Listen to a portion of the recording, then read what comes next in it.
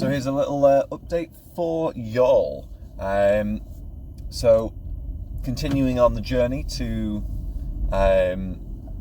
making 100 grand by the time that I am about 30. Well, yesterday we completed on our house.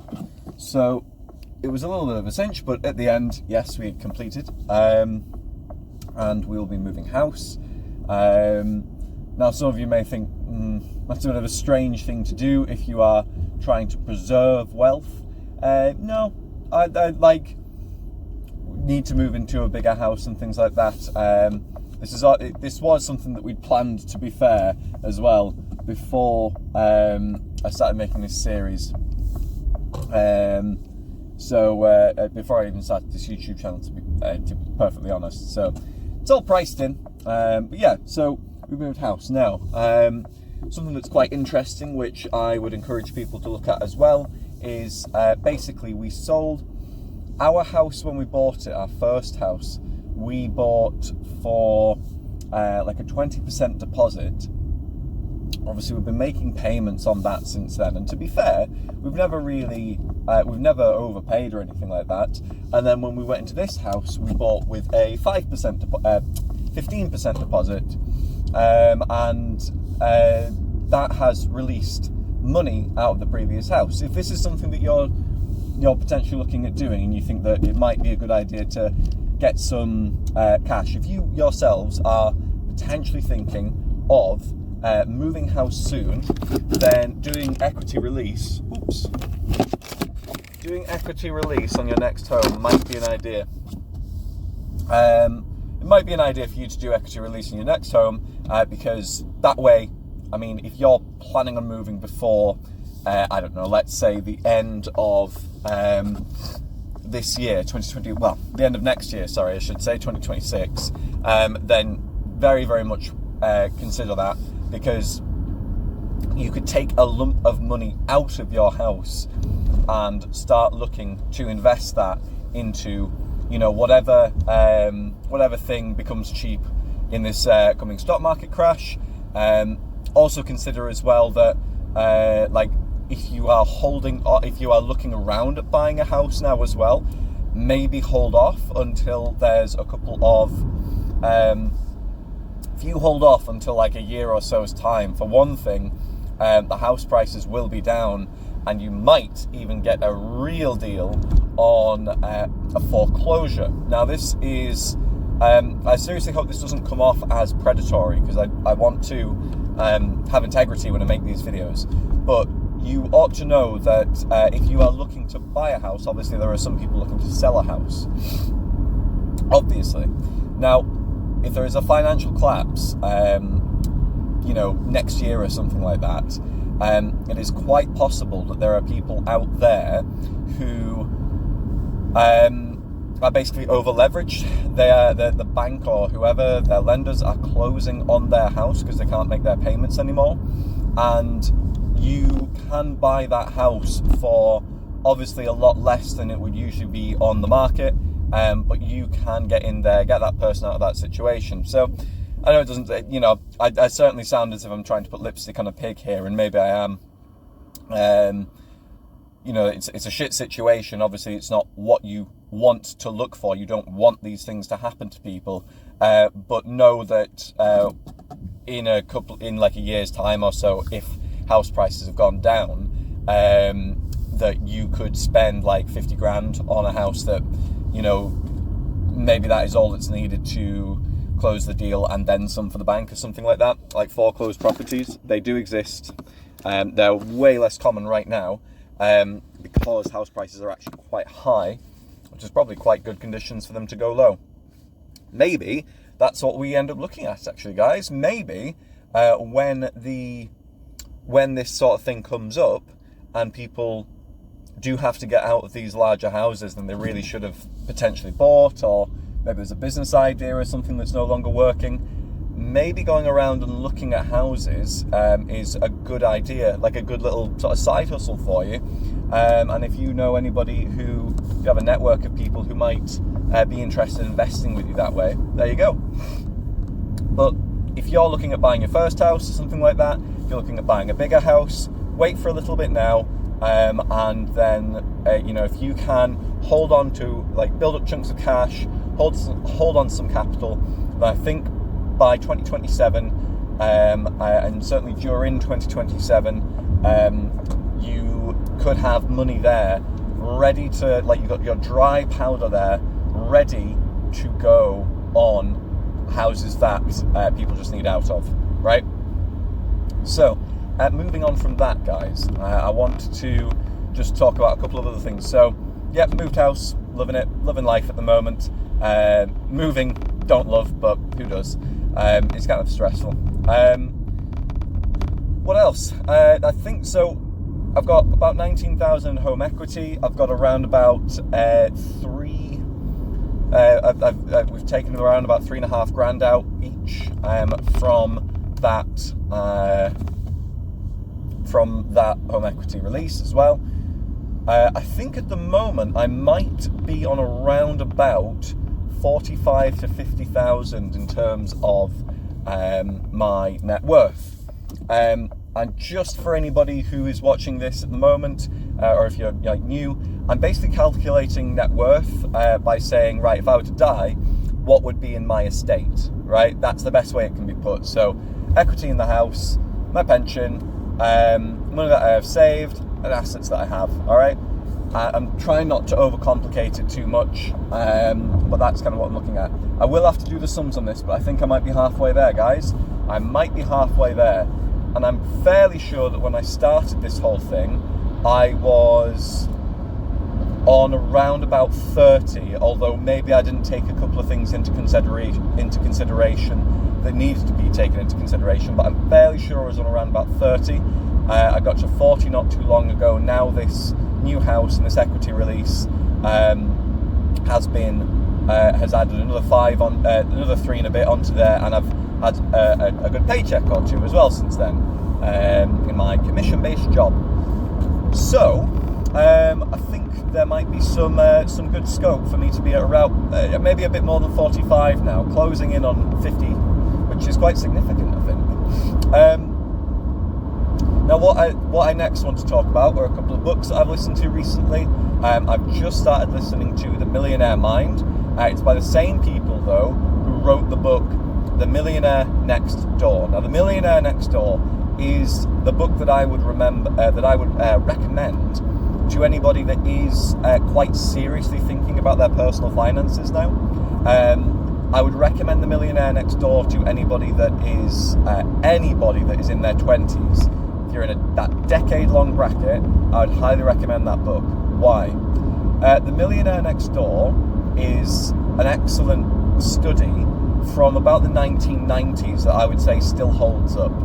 That book is about, basically the authors interview people who are high net worth, not necessarily millionaires each and every one of them, but they specifically say high net worth, and then they go on to say some people have high incomes, but they live high. You know, they buy a brand new 7 Series every year. They have an eye-watering mortgage.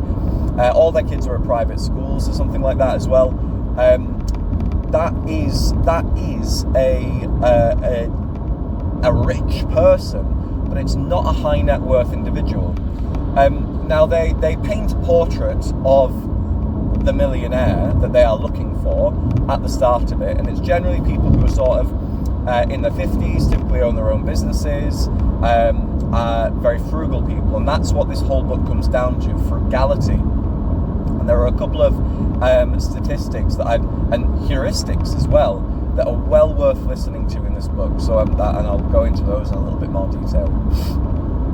So the difference between being a high net worth individual and just, as they put it, simply living high, is when they're talking about these people who are around about in their 50s, right? By the way, I've listened to this book probably 3 or 4 times now. I love it. Very Dave Ramsey. If you quite like Dave Ramsey, I think you'd like this book if for some reason you haven't come across them both.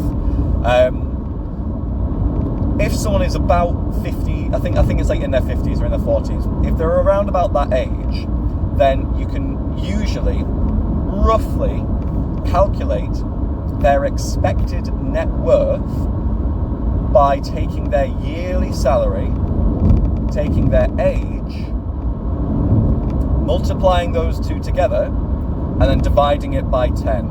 i.e., if you are 50 years old, then do your yearly salary times 5, and that really should be your net worth. Now, obviously, if you are about my age, right, you're in your 20s, and like I say, I recommend that book for anyone who is in their 20s. If you're sort of in your 20s, if you do that calculation now, you're more than likely to be quite a bit under that number. And that's because, yes, like you aren't in that position yet. You don't have like 30 years of savings behind you, or 30 years of growth, of equity growth in your house, or a stock portfolio that has been growing for 30 years or something like that. That's perfectly fine, and you needn't get bent out of shape if you do the net worth calculation and you're actually, and then you look at your net worth and you're under what they've just said there. Rest assured, by the way, that if you are about, so that's what they say is your expected net worth. They then say that there's under accumulators of wealth and over accumulators of wealth. So people who are well under that, people who are well over that. The millionaires that they kind of lionize, well, not lionize, but the millionaires that they are talking about in this book are the people who are well over that. The people that I've just talked about there, though, who are high income but high spenders, are the under accumulators of wealth. By the time they're 50, a lot of their money has been spent on cars, on the biggest possible mortgage that they could afford, which if you know how that works, obviously means a huge amount of interest has been paid on that. Living high, as they put it, right?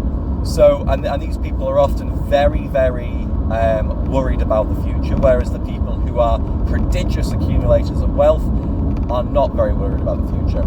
Now, I'm going to say as well that if you are an average accumulator of wealth, i.e. you do that equation, let's say you're 50 and you're watching this video, you do that equation, and you're kind of roughly where they're saying you should be. If you are in your 20s, that is fantastic. And this is something that you guys need to always remember. This is something that I need to remember, because when I first listened to this audiobook, I'm just going to say that I am about at that. I'm 27. I have a yearly income of around about, probably, my yearly income you could probably say is about 45 to 50 grand now. So very quickly in my own head, 50,000 times 27 comes to, oh no, I'm not, I'm nowhere near that actually, I'm about half that. Anyways, so I'll skip doing my own thing. That's me going off track. Anyways, I think I think I maybe have like half of where I should be, or a third of where I should be, maybe. Anyways, so if you are in your 20s and you have managed to hit that sort of 10% of your age times your yearly salary goal, that is incredibly good.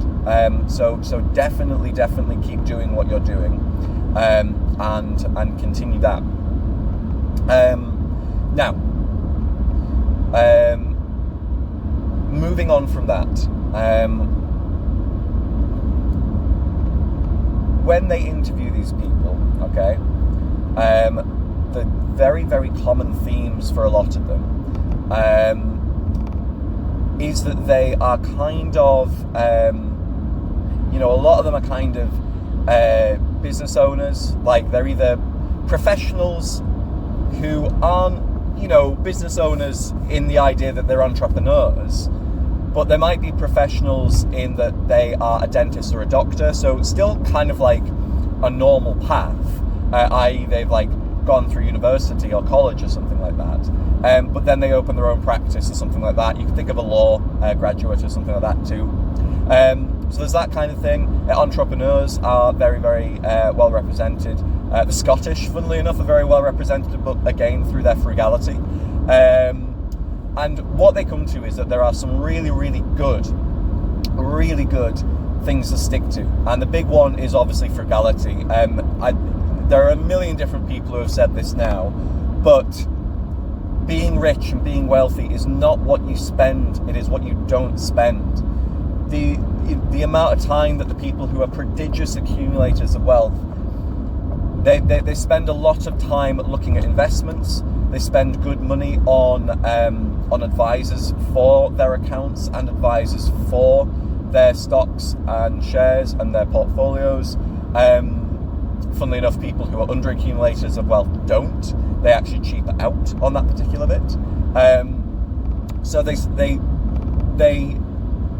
spend their time thinking about investments. They spend their money on good investors and good advisors, and then their frugality, like I said, it's not what you spend, it's what you earn. Their frugality plays incredible defense for them. I would seriously recommend anyone to read this book. The heuristics and the good statistics out of it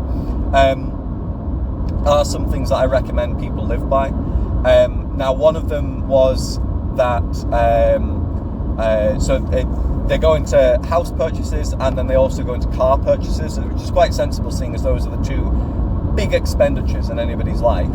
I suppose nowadays you could potentially argue that a phone might be a big expenditure for somebody, but I really wouldn't.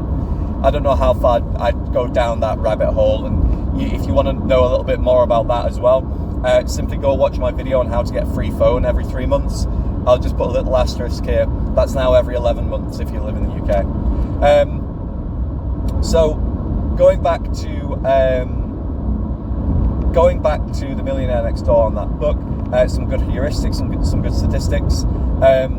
For one thing, they say that if you are, again, this is in the 90s before house prices were absolutely ridiculous in the United Kingdom, but they were basically saying, if you are buying a house, your mortgage should be your household income for a year, your gross household income for a year times 2, and not any greater than that. When they go into discussing like buying cars, a lot of people spend something like 30% of their net worth on their car when they come to purchase their car, and they purchase a new car every couple of years, 2 or 3 years.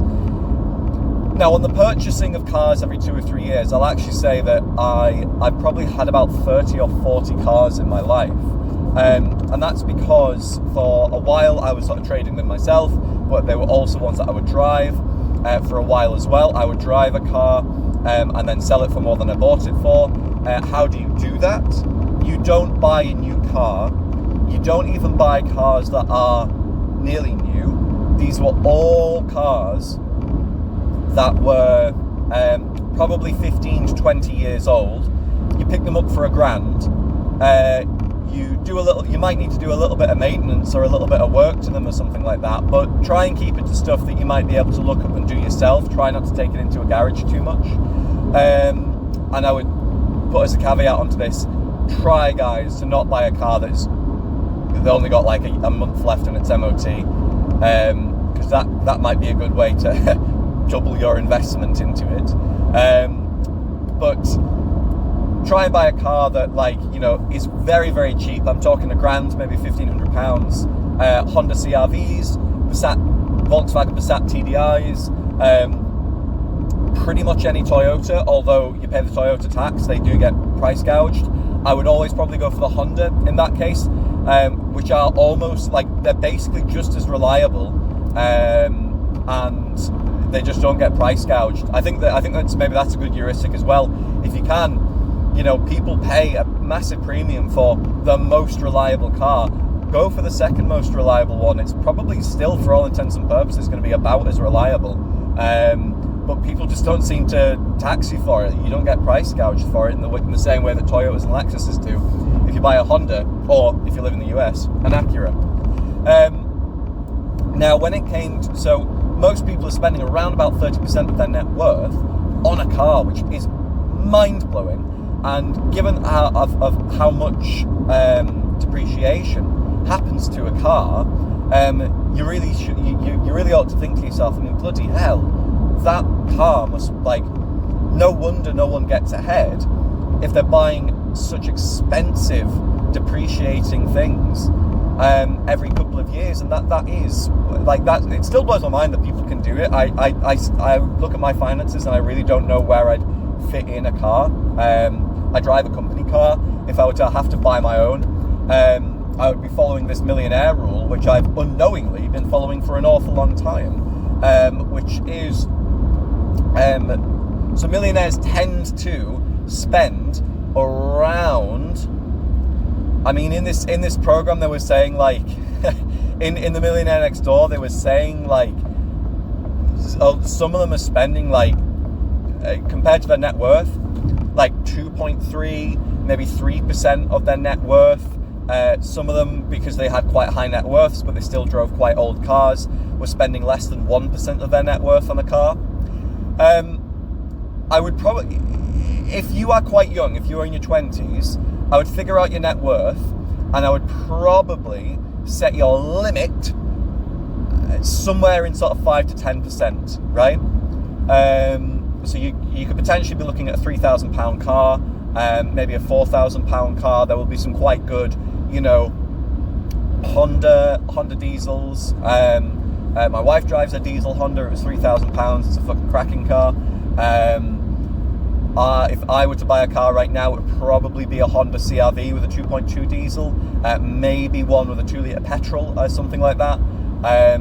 I might buy a VW Passat TDI because they are quite reliable, but they get price gouged a little bit. So the ones that come into this price bracket might be a little bit battered, unfortunately. They might have lived a hard life. But yeah, I would probably look to spend, with my net worth of around about 45 grand right now, let's just take that as the figure, I would probably try and spend no more than 3% of that. So about 1,350 to 1,500 I could bear to part with for a car. And the nice thing is that I say that, but those are the sorts of cars that I would run for a couple of months and then sell for what I bought it for, usually a little bit more. I don't think I've ever lost money on a car. Once or twice when I was trying to trade cars myself, I did actually get a dinger and I had to like send it to the scrap heap, unfortunately. There was one car that did that badly, so I lost like £1,000 and a bit on that, but I was still like generally up. I'd say that like all the cars I've had, I probably made like £2,000 over every single car if I look at it that way, around about that anyways. I've never had like too bad of a deal with it. And you should do the same thing. You should look at £1,500 cars. You should look at cars that are cheap and do all the usual checks. Do check the cars well, because you're also going to be finding some dog shit here as well. Like no way around that. But don't buy a 20-year-old Jaguar. God, do not buy a 20-year-old Jaguar or a 20-year-old BMW. A 20-year-old Toyota, yes, buy that if you can get it for the right price. A 20-year-old Honda, buy that. I would even say some 20-year-old Volkswagen, yeah. If you live in the UK, I know they maybe don't have the same reputation for reliability in the US for whatever reason. Maybe it's because we got the 1.9 TDIs, and some of the 2-litre TDIs are quite good as well, but I digress. That sort of thing, Volkswagen Group stuff, maybe the Audis, but I really don't want to get into that too much, because I'm sure there are some people that are going to say, look, that's a luxury car, it's not reliable, and I probably could be convinced that maybe that's not a good idea. But yeah, there are plenty of good cars out there for 1,500 quid that you could run for a couple of months, sell for and then just move on to the next one, and that is what I do. So does it take up a huge amount of your time? No.